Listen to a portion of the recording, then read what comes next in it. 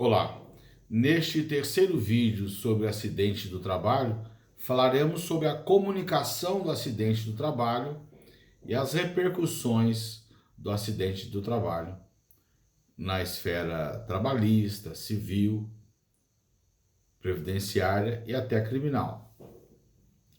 Sobre a comunicação do acidente do trabalho, nós já falamos que o artigo 22 da Lei 8.213 de 1991 obriga o empregador, né, a comunicar o acidente do trabalho. Essa comunicação que deve ser feita à Previdência Social, atual Ministério da Economia, ela deve ser feita até o primeiro dia útil seguinte ao da ocorrência. E em caso de morte, a comunicação tem que ser feita de imediato à autoridade competente. Caso não ocorra a comunicação no prazo legal, a empresa ou empregador doméstico será multado ou será multada, conforme o caso. Essa multa varia entre o limite mínimo e o limite máximo do salário de contribuição, podendo inclusive sofrer sucessivos aumentos nos casos de reincidência. Então, a comunicação tem que ser feita até o primeiro dia útil, nos casos de acidente do trabalho, de que não resulte a morte do empregado. Ocorrendo a fatalidade, a morte do empregado, a comunicação tem que ser feita imediatamente, sob pena de multa. Além do dever de fazer a comunicação do acidente do trabalho, o CAT, a empresa deve fornecer ao empregado ou aos seus dependentes, né, no caso da morte do empregado, cópia fiel da comunicação do acidente do trabalho. Cópia da comunicação do acidente de trabalho também deve ser enviada ao sindicato da categoria profissional a que pertencia o empregado, conforme dispõe o parágrafo 1º do artigo 22 da Lei 8.213 de 1991. E se a empresa ou o empregador doméstico não efetuar a comunicação do acidente do trabalho?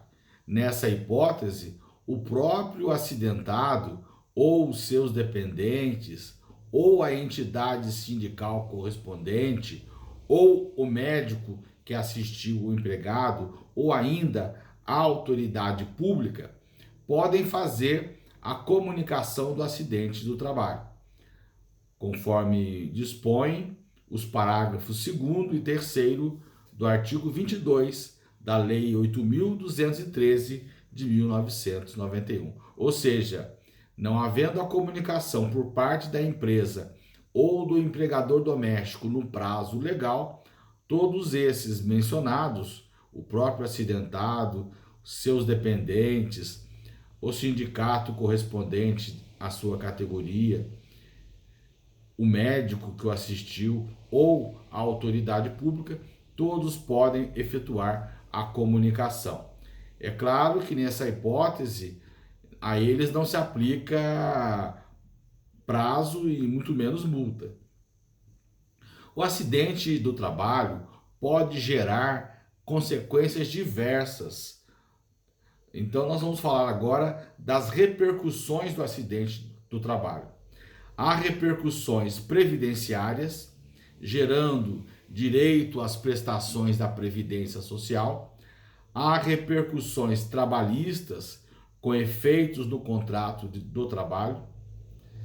Há repercussões civis, acarretando a responsabilidade civil por indenizações. E há também repercussões no âmbito criminal, em razão do acidente do trabalho, pode ocorrer, pode caracterizar algum tipo penal, como, por exemplo, o homicídio, no caso de morte do empregado, artigo 121 do Código Penal.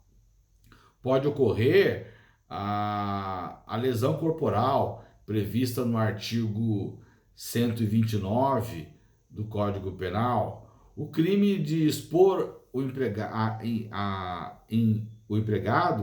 a risco, a perigo de vida, lá do artigo 132 do Código Penal, e ainda a contravenção penal de não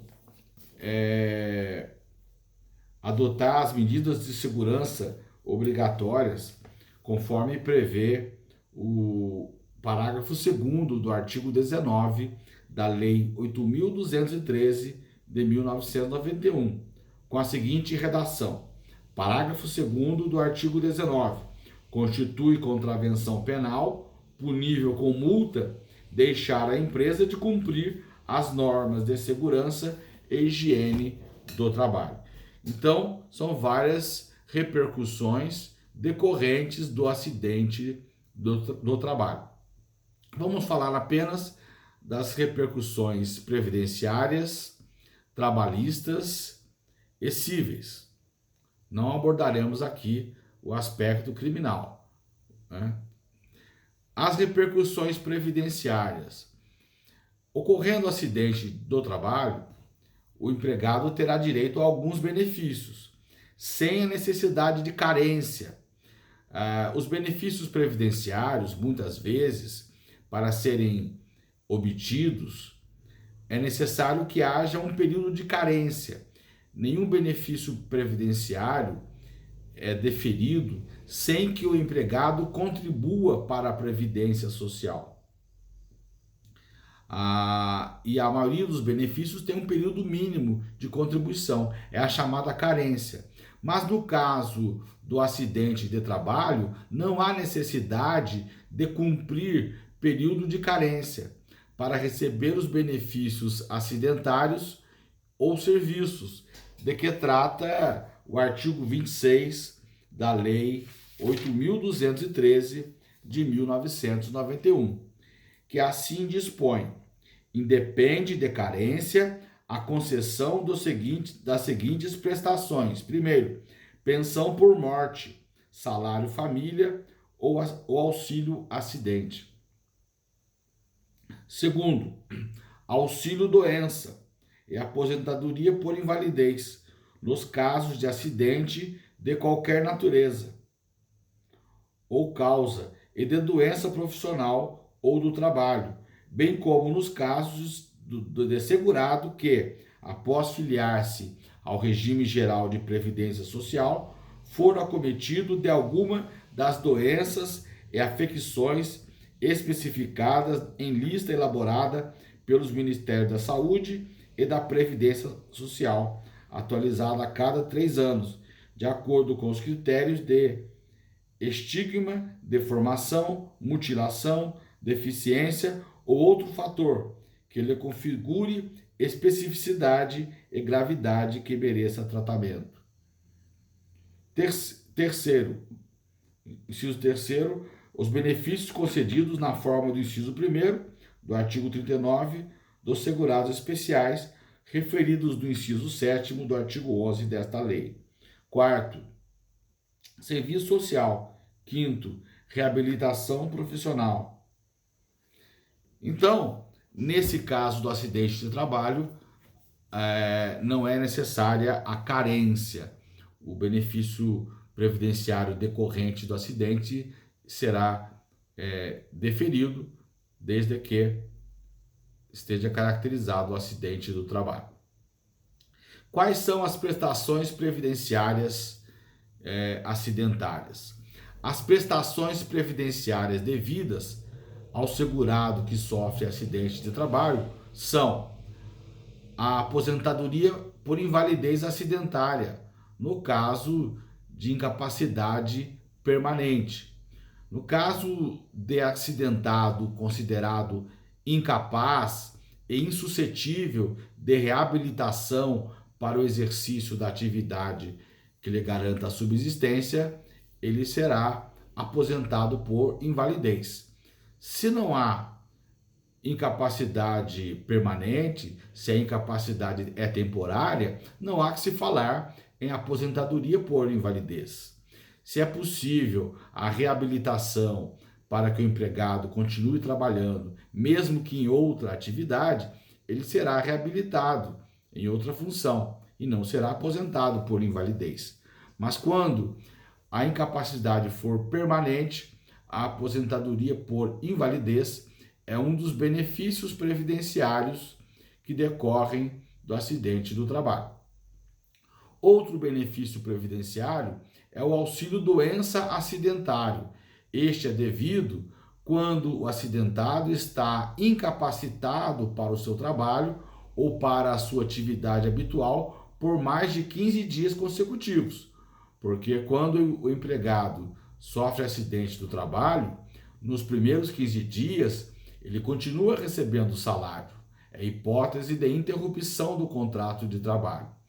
Após o 15º dia, ou seja, do 16º dia em diante, ele fará jus ao auxílio doença acidentário. Outro benefício previdenciário é o auxílio acidente. O auxílio acidente será devido quando, após a consolidação das lesões decorrentes de acidente do trabalho, de qualquer natureza, resultarem sequelas que impliquem redução da capacidade para o trabalho que habitualmente era exercido. Neste caso, o empregado voltou a trabalhar, mas ficou com sequela. Em virtude disso, receberá o auxílio acidente. Outro benefício previdenciário é a reabilitação profissional. Com relação à reabilitação profissional, o acidentado passa a receber uma série de tratamento, inclusive fisioterápicos, para que ele possa retornar ao mercado de trabalho e ao contexto social anterior. Então, são medidas adotadas para tentar fazer com que o empregado recupere a capacidade laboral para exercer a mesma função ou outra função na qual será reabilitado. E também temos a prestação dirigida ao dependente, que é a pensão por morte acidentária, a qual será devida quando o acidente do trabalho resultar na morte do segurado. Ocorrendo morte do segurado, todos os dependentes do segurado terão direito à pensão em decorrência do seu falecimento por causa do acidente do trabalho. Essas são as prestações previdenciárias que decorrem do acidente do trabalho. Repercussões do acidente do trabalho no contrato de trabalho.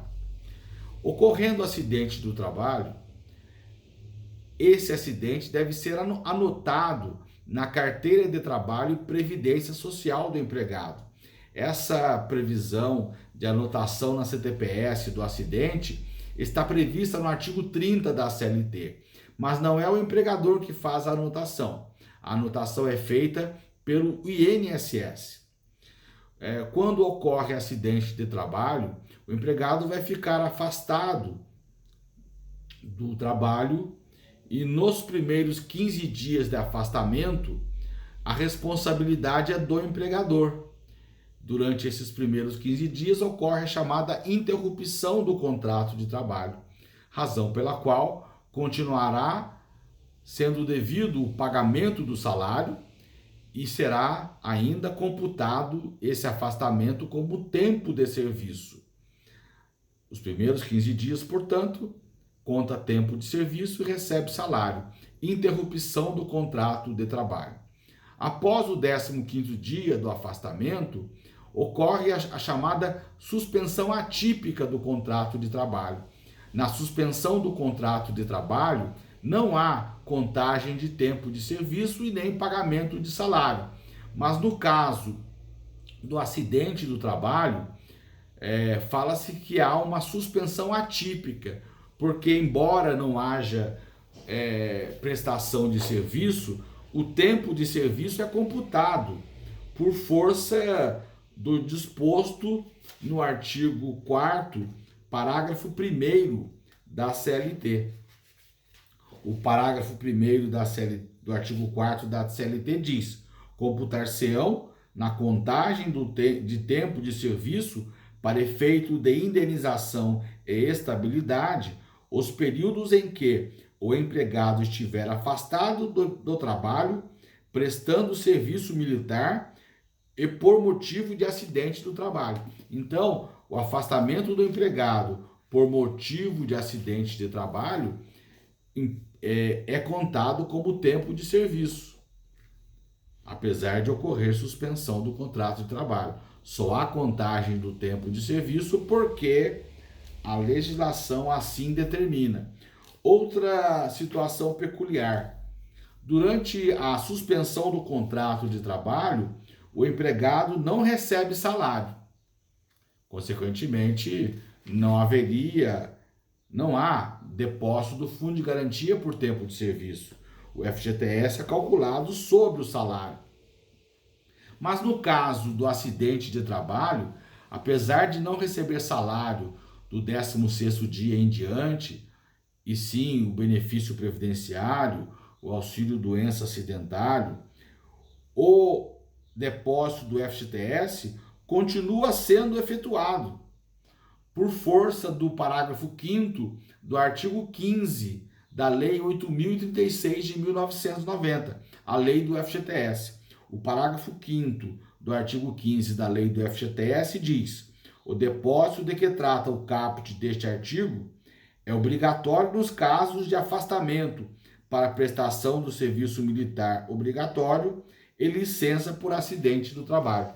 Então, no caso do acidente do trabalho, o empregado deixando de trabalhar do 16º dia em diante, continuará tendo computado o seu tempo de serviço e continuará recebendo os depósitos do FGTS.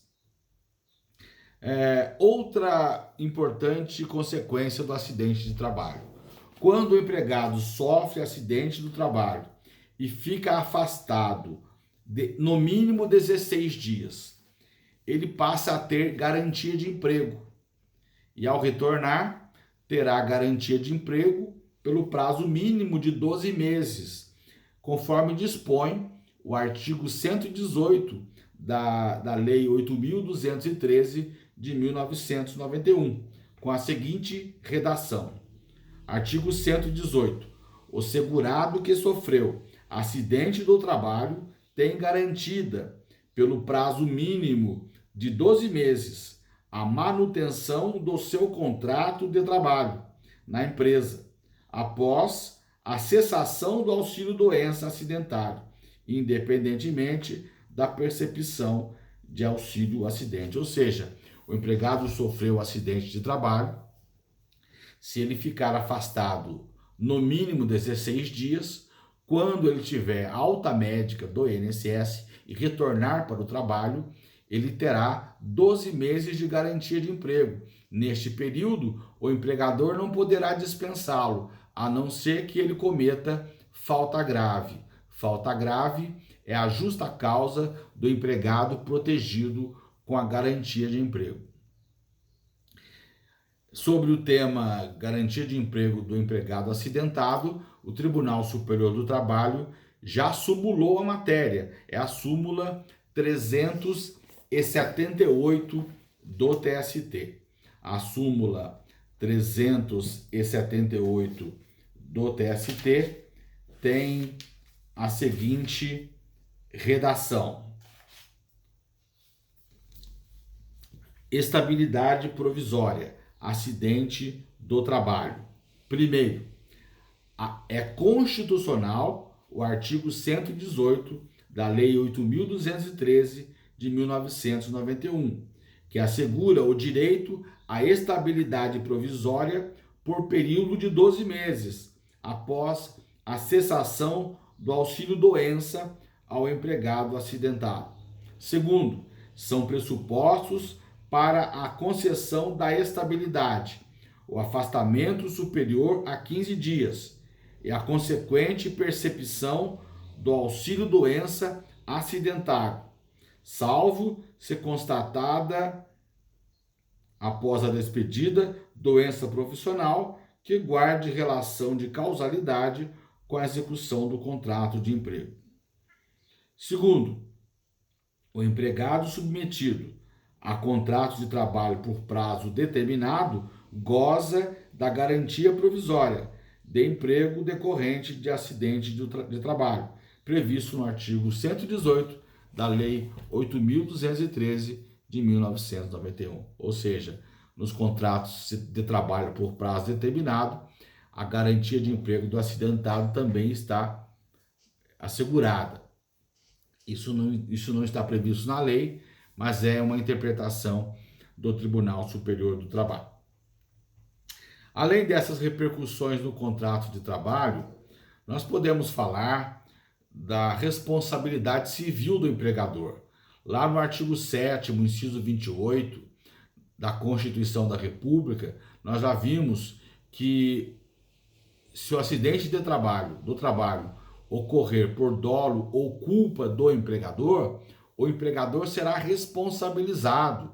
Então, havendo dolo ou culpa do empregador no acidente do trabalho, o empregado poderá propor uma ação de reparação de dano moral decorrente do acidente do trabalho, cuja competência para julgar é da Justiça do Trabalho. O acidente do trabalho pode provocar vários danos, não apenas de natureza material, mas também de natureza moral, estética e até mesmo existencial.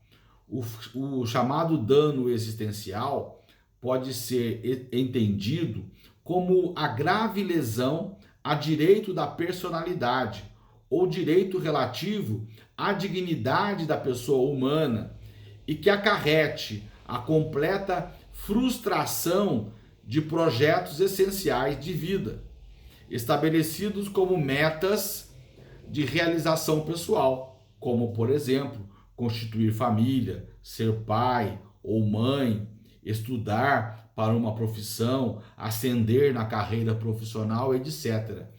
Sonhos que muitas vezes são interrompidos com um acidente do trabalho, mutilando o empregado ou causando a sua morte. E aí, nesse caso da morte do empregado, o dano existencial se manifestará na esfera familiar, com o cônjuge, superstite, né? Aquele que ficou viúvo ou viúva, os filhos. Então, uma série de consequências decorrentes do acidente do trabalho. Então, havendo acidente do trabalho, além de todo o benefício previdenciário mencionado, poderá haver também direito à reparação no âmbito trabalhista, inclusive com pedido de reparação de danos morais e de dano existencial. São esses os comentários que tínhamos a fazer sobre o tema acidente do trabalho. Até lá, até o próximo vídeo.